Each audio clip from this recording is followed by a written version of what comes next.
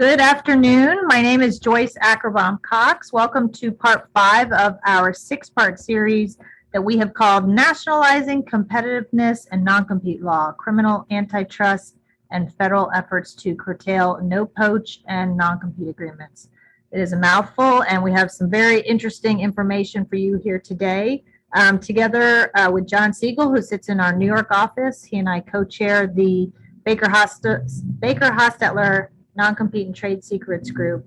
And we are very lucky to have with us our esteemed partner, Ann O'Brien, who's going to lead our segment today. Ann is actually an antitrust lawyer in our Washington, D.C. office. And among many other things, she's the leader of the Cartel and Government Antitrust Investigations Task Force here. And before joining Baker, she was with the Department of Justice's Antitrust Division, notably as the Assistant Chief of 2 sections and as the Acting Director of Criminal Enforcement. So she's got unique insights into this area, an area that, as she and I collaborate with a lot of our clients, puts the fear of God into a lot of people. So before we get started with Ann, I am going to just talk about a few quick housekeeping issues as I've covered in the other webinars. Our program today will hopefully stay right on 30 minutes. If you have questions, you can type them into the Q&A box. To the extent we can get to them today, we will. If not, we will certainly follow up with you following the presentation. And we do offer CLE credits for certain states, so make sure you complete the brief survey that follows after today's program so we can make sure that we get those credits to you. So without further ado, I'm going to start this program and bring Ann into the conversation. And as an opener, Ann, I'd ask you to just tell us about the recent focus on labor in the federal antitrust and competition field. Thanks, Joyce. And we are really busy. I'm really busy. You all are really busy. We're really busy at Baker dealing with no-poach and non-compete issues at the federal level, dealing with criminal cases as well as civil cases. And so there is a bit of disclaimer needed here that, all that experience, both at the DOJ, and in private practice, as this issue has kind of evolved and come to the forefront, I also need to give a disclaimer really that, the views are really my own and not, of course, any of our clients or Baker, or back to my DOJ days, I guess, a double disclaimer that I'm not divulging anything that's not public from my experience there. But how did we get to where we are? Why are we even having this webinar today? There's a real recent focus, but there's really a history that I think both John and I will talk about, that how we got to where we are today started really during the Obama administration, which, as we all know, now President Biden was the vice president. I will say I experienced firsthand when I was at DOJ that he had a keen focus on labor. And that was a priority in the Obama administration, which the vice president's office really spearheaded. Now President Biden, then vice president, was really a critic of no-poach agreements. And then in 2016, there was the first kind of public pronouncements by a joint guidance from the DOJ and FTC that was antitrust guidance for HR professionals. And it was really geared at HR professionals, just sensitizing them to those issues. And it laid out what the competition issues are relating to hiring and the HR front. And it went through some examples. And while it was intended for that audience, the part that really jumped out to people and how I kind of spend a lot of time on this odyssey since then is that the DOJ said that going forward, the DOJ intends to proceed criminally against Naked, wage fixing or no poaching agreements. These types of agreements eliminate competition in the same irredeemable way as agreements to fix product prices or allocate customers, which have traditionally been criminally investigated and prosecuted as hardcore cartel conduct. So what they did then, the DOJ, was announce it would criminally prosecute Naked. And what does naked mean? If you need to say naked, is it per se? That's a big substantive legal question in the antitrust world. But wage fixing and no poaching agreements that continued, and this is important, after 2016. So this announcement goes out.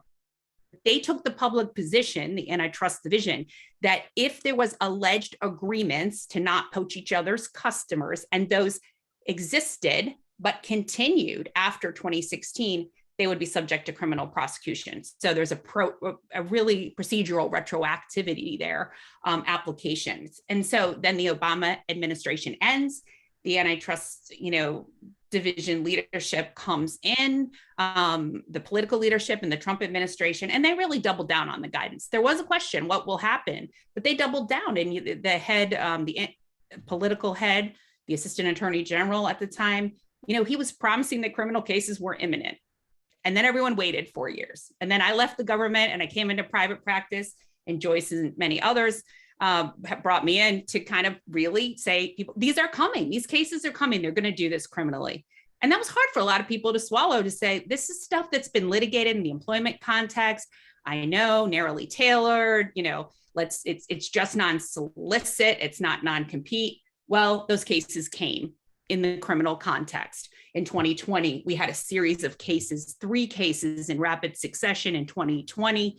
The first ones were brought under the Trump administration, but they continued. 3 of the first 4 cases in the medical field, healthcare services, involving outsourced nursing contracts, involving therapists, and there was a wage fixing case first in Texas, and then there were 3 no-poach cases. And recently, there has been an expansion, a recent case brought that expands beyond the healthcare field into the aerospace industry. And so what's really remarkable here is, with all the political division that we've seen as a country, for some reason, this issue has stayed on the forefront and really become a fixation, I would say, not a focus, you can call it, but a fixation to bring these cases and seek them out and bring federal criminal cases against individuals and companies for alleged agreements not to poach each other's employees, whether written or unwritten. They're going after unwritten, but I'm not sure that the DOJ Antitrust Division would say that they wouldn't proceed if there were a written agreement in place. And so that has continued now through 3 administrations as policy, and 2 having brought cases. So we don't know where this necessarily will go. Those cases, the 3 no-poach cases, criminal cases, first 3 ever brought, now we have a 4th. Motions to dismiss are pending in those cases, and they are argued by former solicitor generals and fantastic partners like ours that are arguing these cases, and we don't know what these judges are going to do. And even if the judges deny the motions to dismiss, these are going to be very interesting trials with never before litigated issues that are very difficult in this new area. So we don't know exactly where we're going, and that could take a long time to play out, but we do know we're here now, and these cases aren't going away quickly, and we have to anticipate more. So it's very interesting that this guidance came out in 2016, and then of course there wasn't much buzz about it at the time that it came out, and then obviously 2020 and thereafter we've seen a lot of activity in the area. Are these cases that you're seeing being brought like other criminal antitrust cases, and do you have any sense of how they will play out in addition to what you just stated about the motions to dismiss? So let's get past that, beyond that, and then what happens? Yeah, it's very interesting. And there's a lot to be determined. And I think how judges react to this at the district court level, how juries react in the criminal context at the beyond a reasonable doubt standard, and then ultimately, if convictions, how appellate courts view this is going to be very interesting. And the rub is exactly what you asked about. The DOJ will say what we're observing in these, and it's in public, motions to dismiss, and 2 of them, there's been oral arguments. You see the DOJ saying, nothing to look at here, that's not different. This is market allocation. So no poach agreements are market allocation, and wage fixing is price fixing. And in the first case, the Jindal case, there was recently an opinion where a judge bought onto the price fixing is the same as wage fixing. I don't think that's as big a leap personally as no poach agreements are market allocation. The Sherman Act's been around since 1890. There's never been other cases. These are the first criminal application of the Sherman Act in this context. That's a long darn time There's no relevant, on all fours case law. The DOJ is drawing on civil case law, and the defense side of the motion to dismiss these are very different. And, market definition is typically an issue, but not in antitrust cases, but not in criminal cases. In a rule of reason type case, which many of the defendants are arguing should apply, but they're saying the market is labor. That's what DOJ's mantra is. The market is labor. And the defense side is saying people aren't widgets. This is very nuanced and different in every industry. So I think it's going to be very interesting how judges, and we've heard some different pushback from the different judges that had oral argument, how judges will rule on that, and then how juries will take that. And I think it's, ultimately we're going to see how they all come out. But in the meantime, the antitrust division is, I call it quadrupling down on it. Now they're bringing these cases aggressively and they're expanding it. So we're in this flux situation where we don't have clarity in the law, but we need to continue as lawyers to advise our clients and as business people, to continue on doing the work we do with this cloud of uncertainty in these cases. Well, I think that a lot of the uncertainty makes people uneasy, particularly because, and I don't know if you can speak to this, but who specifically is being indicted? Who is justice pointing the fingers at in terms of these criminal cases? It's not always the CEO, right? I mean, there's people at varying levels. That's right. And you also, we talk about compliance training and bringing in HR officials, anyone with hiring authority in the hiring chain. They're all fair game. We've been told, without divulging specifics, but we've been told by DOJ, those are subjects too. So it certainly could be CEOs, presidents, if they have alleged agreements, but it can go much deeper in the company, including to HR. We have not seen public examples of HR personnel being, cases brought specifically, but we are told by DOJ in these matters that they are subjects. So we cannot rule that out. Well, particularly because they're oftentimes involved in the negotiations with respect to hiring or not hiring and or dealing with placement companies and those sorts of things. So that's something certainly that we're going to watch. I'm going to shift to John now, if I could. And John, I want to talk a little bit about the FTC and what we see coming out of the FTC and the Biden administration, specifically with respect to this kind of intersection of competition and non-compete in labor markets. Can you speak to that?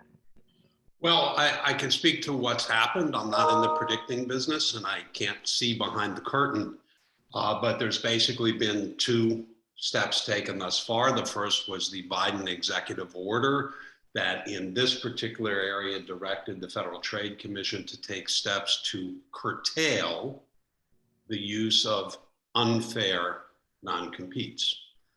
The only follow-up publicly from that at this point that we're aware of is a joint FTC and Department of Justice workshop that happened at the beginning of last month, December, on making competition work, promoting competition in labor markets, where there was a fairly general level discussion about the impact of non-competes in competition in labor markets, and particularly on the research and data gathering that would have to go into to justify regulation or other action in that area. So there's really three issues as I see it, right? One, what does it mean to curtail non-competes?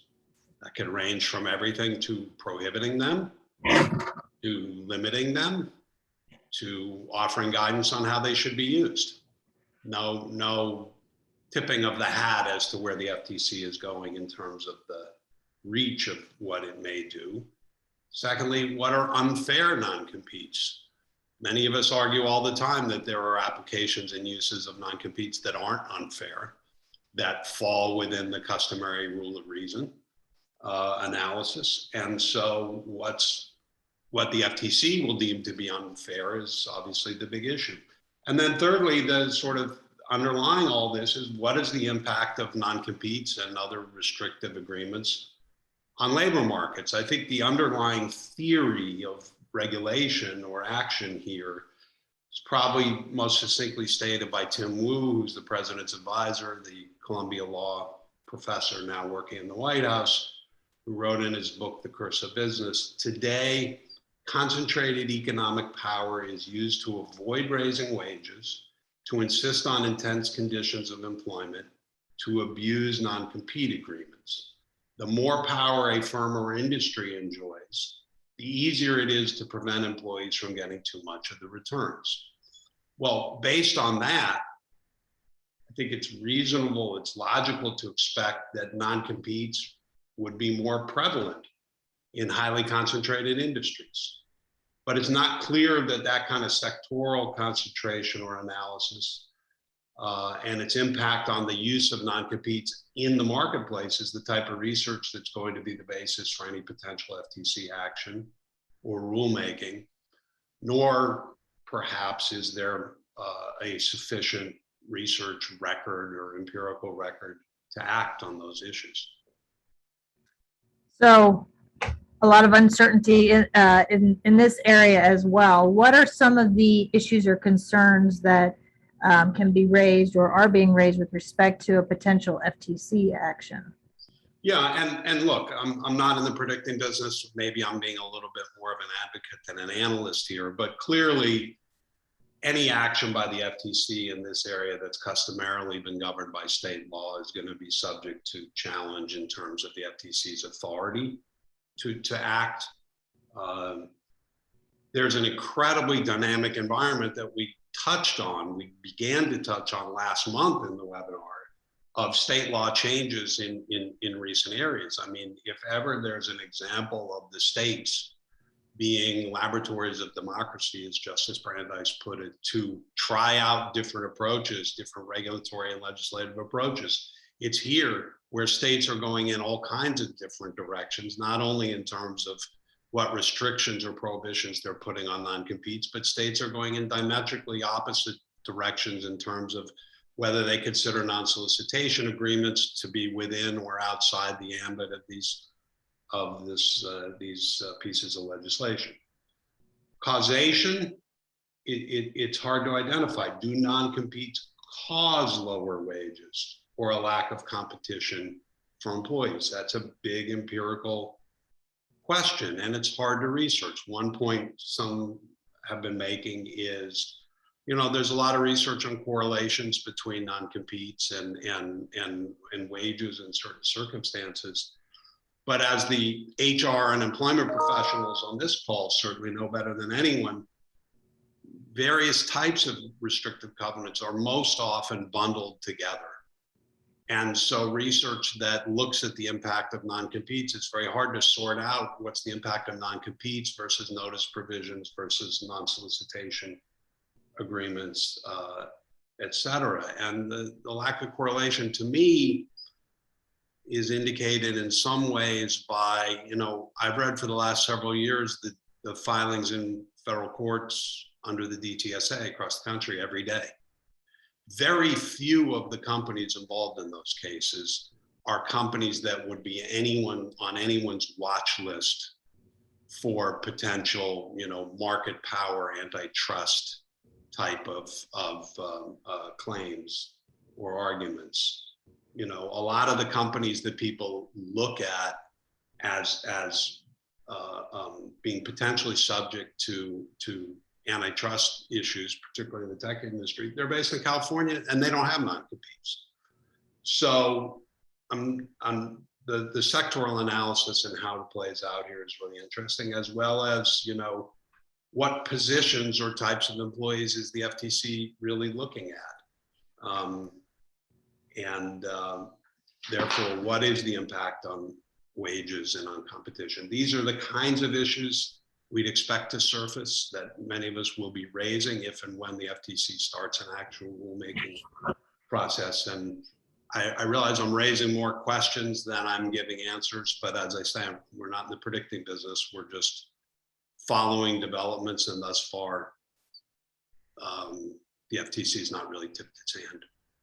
Just to chime in on that point before we move to the next question, Joyce, is that's why it's so interesting what the DOJ is doing, because they're trying to short circuit these issues that John is raising, because in a per se antitrust case, that means the harm is presumed and the DOJ doesn't have to show that, and they don't have to show market power. So they're trying to short circuit it by bringing these per se criminal cases, per se civil would be the same, and just short circuit that whole thing with, and defendants in those cases are raising those concerns. And whether judges will listen or juries will listen is a different issue.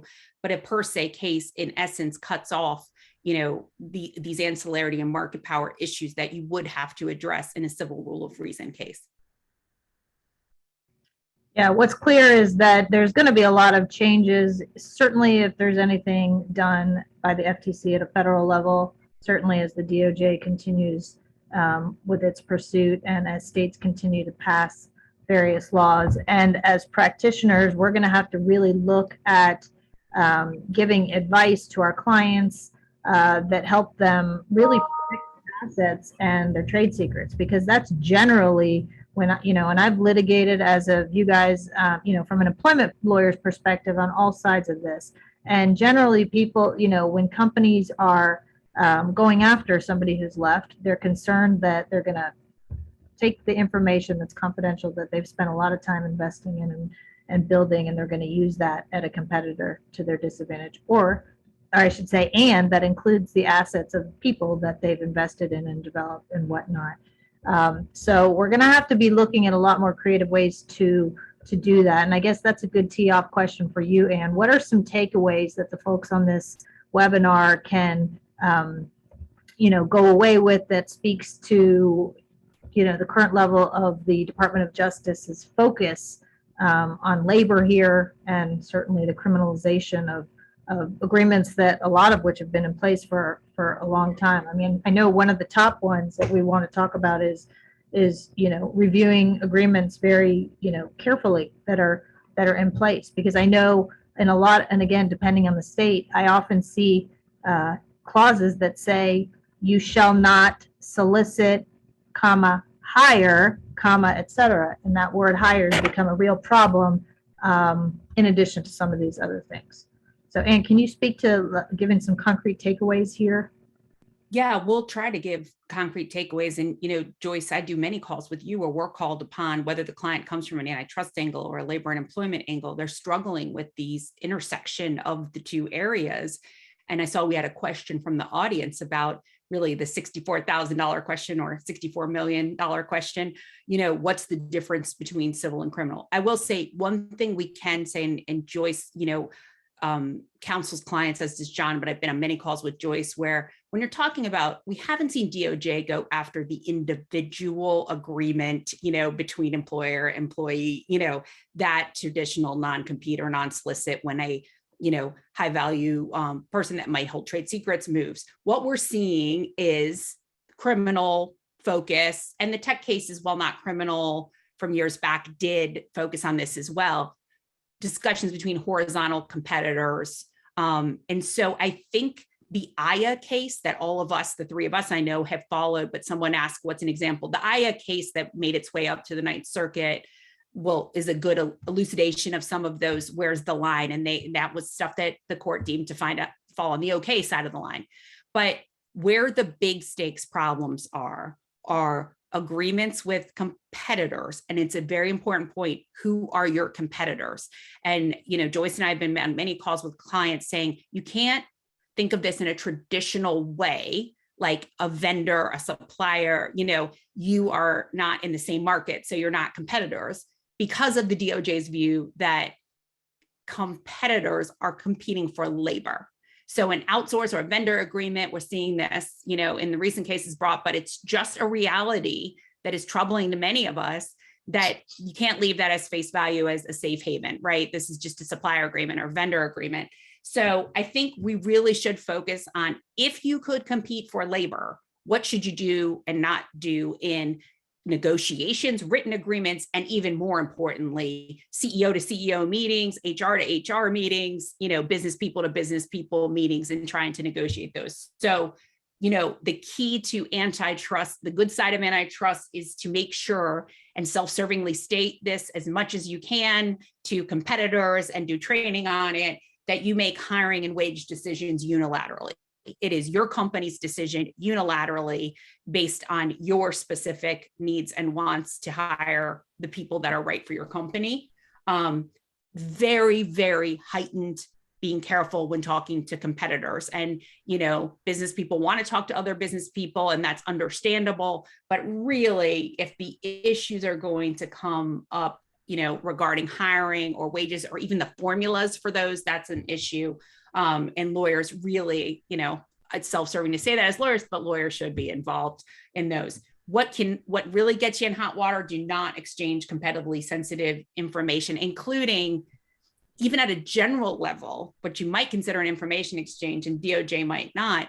Plans for future hiring, needs for hiring, where you need more or less people, what in a contract negotiation, what's your bottom line because you can pay because of wages. Like we just talking about those with competitors, well, previously maybe you'd think this is in the context of contract negotiations and it's a safe haven with a supplier, might not be. So be very wary and, let your executives know of one-on-one meetings at any level, business side, HR, that turn to future pricing or hiring. And if those discussions take place, terminate them, let the lawyers know. And finally, I think revisiting those contracts, I often hear, well, these have been in place for decades, as if that's a good thing. And Joyce and I kind of, together have counseled clients. Well, that's exactly why you need to revisit them now and see if the pro-competitive reasons or the ancillary reasons really are still reasons. And if they are, okay, maybe the risk is low, but revisit them now and think about them in light of where we are. And we would hope that all enforcement agencies and litigators would view that as a positive, that you're trying to revisit these things, and not just leave them on the books, collecting dust for a long period of time without someone exploring the actual need, because that exploration of the need can help you articulate the pro-competitive reasons that you need this restraint on labor ancillary to whatever you're really trying to do. And if no one in your company can tell you the reason why, then you question whether it should be in there. Ann, hearing you say that, I'm reminded of, what Joyce and I and others have gone through all the time with clients in non-competes, where they have formed non-compete agreements that have a description of what is the competitive environment or the competitive market or what would constitute competition that can't be violated. And they are generic, broad, often long-standing, not tailored to the current specifics of the market. And I think the advice you're giving in the antitrust context is that much more important also just in your non-competes and your restrictive covenants. Make sure they really reflect the current competitive landscape at this point. And I would add that make sure people understand them, because we often see that people, the rank and file, folks in HR or business side that are implementing those are under a misimpression. They're not lawyers. That's understandable, but train, and make sure those that are negotiating or that are dealing with employees, because we often see this in the criminal context, that there's misinformation that, becomes law in an organization and then is attributed as nefarious by the Department of Justice when they're looking at potential gentlemen's agreements, they'll call them, or non-written agreements, when really employees might be referring to written agreements that do contain what we would otherwise think a completely legal provision.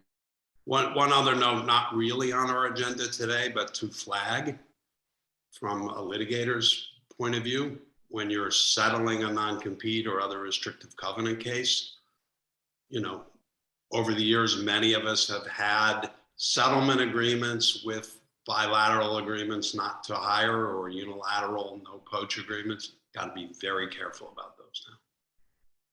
Yeah, and I think just going to your last point, which John, your point is very well taken. But Ann, to your last point, there's also an issue with these agreements that have been sitting around and renewed year to year, and not only do people not know why those things are in there in the first place, or people have an inability to articulate it, but they don't enforce them, right? So there's something to be said about having a potentially problematic clause in an agreement that's been out there for a long period of time, and the company, it's just not in their corporate culture. They're just not in their past. They just haven't and would never really pursue litigation. Do you want to talk about that for a minute before we wrap up?